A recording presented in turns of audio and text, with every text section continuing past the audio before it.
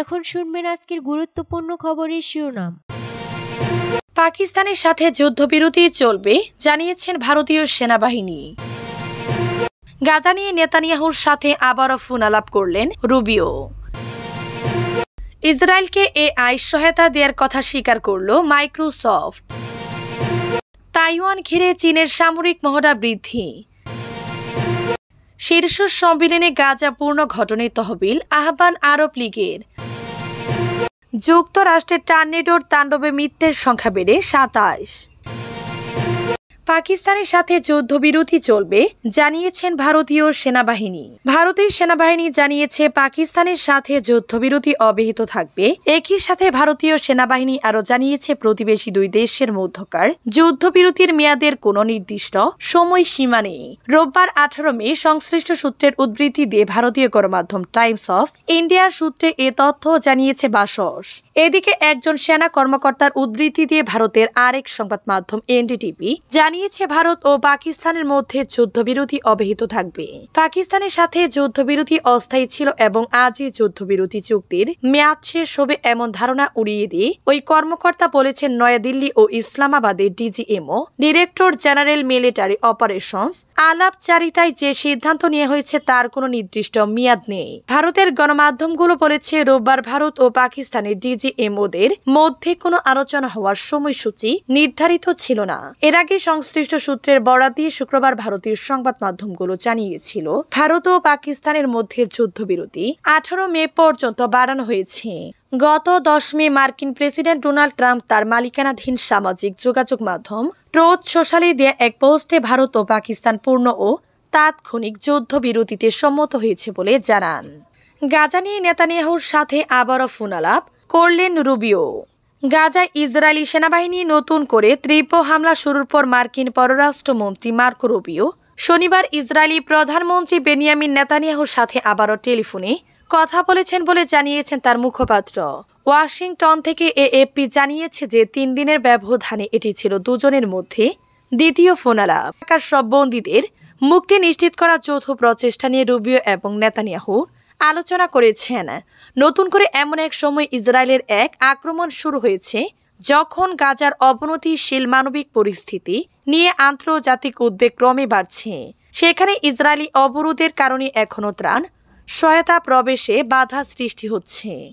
শনিবার সিবিএসকে দিয়ে এক সাক্ষাৎকারে রুবিও গাজায় লড়াই থামানোর আহ্বান পুনর্ব্যক্ত করে বলেন, আমরা এই সংঘাতের অবসান ও একটি যুদ্ধবিরতির পক্ষে সমর্থন জানাই। ইসরায়েলকে এআই সহায়তা দেওয়ার কথা স্বীকার করল মাইক্রোসফট। ফিলিস্তিনের অবরুদ্ধ গাজায় চলমান আগ্রাসনে ইসরায়েলি সেনাবাহিনীকে উন্নত কৃত্রিম বুদ্ধিমত্তা এআই এবং ক্লাউড কম্পিউটিং সেবা দেওয়ার বিষয়টি স্বীকার করেছে মার্কিন প্রযুক্তি প্রতিষ্ঠান মাইক্রোসফট। গণবন্দীদের উদ্ধার ও গোয়েন্দা তথ্য বিশ্লেষণে এই সহায়তা দেওয়া হয়েছে বলে জানিয়েছে প্রতিষ্ঠানটি। তবে মাইক্রোসফট দাবি করেছে তাদের অ্যাজিওর ক্লাউড প্ল্যাটফর্ম বা এআই প্রযুক্তি ব্যবহার করে গাজায় সরাসরি হামলা বা সাধারণ নাগরিকদের ক্ষতি করার কোনো প্রমাণ তারা পায়নি। শনিবার ১৭ মে মার্কিন বার্তা সংস্থা অ্যাসোসিয়েটেড প্রেস এক প্রতিবেদনে এ তথ্য জানিয়েছে।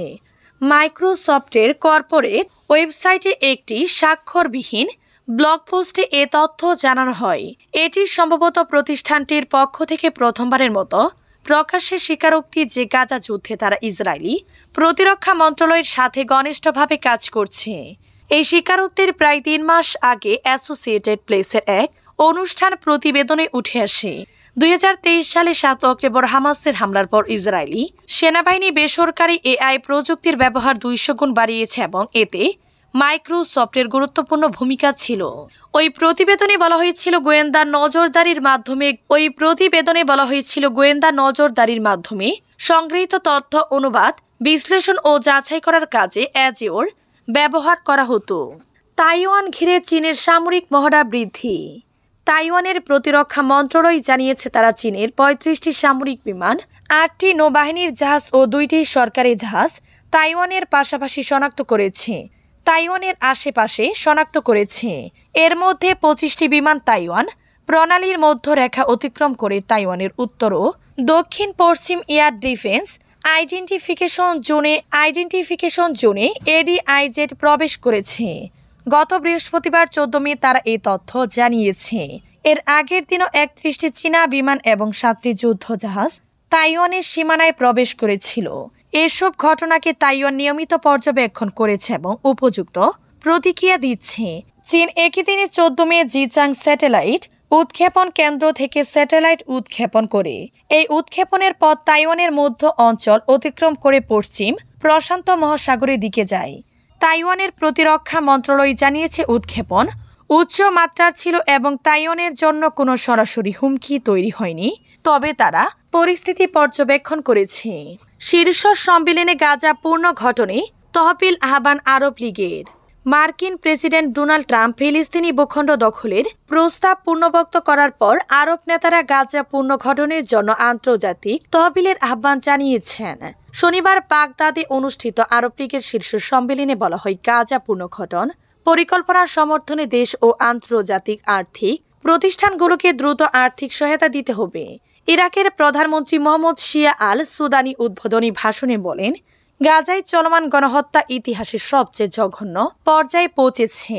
তিনি জানান, ইরাক আরব তহবিল গঠনের পক্ষে এবং তাতে গাজার জন্য $20 মিলিয়ন ও লেবাননের জন্য আরও $20 মিলিয়ন দিবে। তিনি আরও বলেন, বাগদাদ ফিলিস্তিনদের জোরপূর্বক বাস্তুচ্যুতি প্রত্যাখ্যান করে এবং গাজা ও পশ্চিম তীরে হামলা বন্ধের আহ্বান জানায়। আল সুদানি বলেন, আমরা গাজাকে বাঁচাতে ও UNRWA পুনরায় সক্রিয় করতে আরব দেশগুলোর কার্যকরী উদ্বিগ্ন চাই। তিনি আরও বলেন, বাগদাদ ফিলিস্তিনের জোরপূর্বক বাস্তুচ্যুতি প্রত্যাখ্যান করে এবং গাজা ও পশ্চিম তীরে হামলা বন্ধের আহ্বান জানায়। আল সুদানি বলেন, আমরা গাজাকে বাঁচাতে ও UNRWA পুনরায় সক্রিয় করতে আরব দেশগুলোর কার্যকরী উদ্বেগ চাই। এই আলোচনা শুরু হয় ট্রাম্পের মধ্যপ্রাচ্য সফর শেষের একদিন পর, যা গাজায় যুদ্ধবিরতি ও সাহায্যের আশার সৃষ্টি করেছিল। গাজায় গণহত্যা চলছে। শীর্ষ সম্মেলনে উপস্থিত ছিলেন জাতিসংঘ মহাসচিব আন্তোনিও গুতেরেস ও স্পেনের প্রধানমন্ত্রী পেদ্রো সানচেজ। তারা ইসরায়েলি আগ্রাসনের তীব্র সমালোচক। যুক্তরাষ্ট্রের টর্নেডোর তাণ্ডবে মৃত্যুর সংখ্যা বেড়ে 27। প্রচুর ঝড় ও টর্নেডোর তাণ্ডবে আঘাতে যুক্তরাষ্ট্রের মিসৌরি ও কেন্টাকি অঙ্গরাজ্যে মৃত্যুর সংখ্যা বেড়ে অন্তত 27 জনে দাঁড়িয়েছে।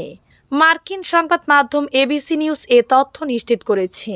কেন্টাকি রাজ্যের গভর্নর এনটি বেসিয়ার এক সংবাদ সম্মেলনে জানিয়েছেন, শুধুমাত্র কেন্টাকিতে এখন পর্যন্ত 18 জন নিহত হয়েছেন।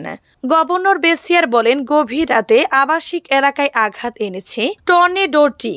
এটি একটি ভয়ঙ্কর টর্নেডো ছিল। রাতের বেলায় এমন বিপর্যয় সবচেয়ে ভয়ঙ্কর।